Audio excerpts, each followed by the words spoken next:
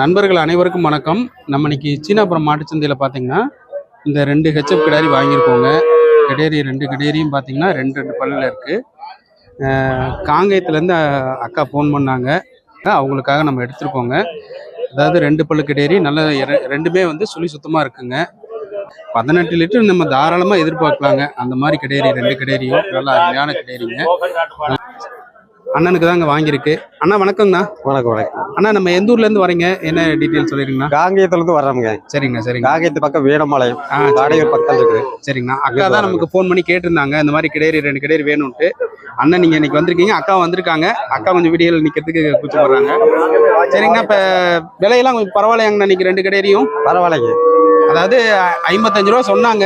நமக்கு 2 கிடேரியும் பாத்தீங்கன்னா 83 ரூபாய்க்கு எடுத்திருக்கோம். 83 ரூபாய்க்கு எடுத்திருக்கோம். ரொம்ப சந்தோஷம் தானுங்கண்ணா? சந்தோஷம் தான், சந்தோஷம். சரிங்க.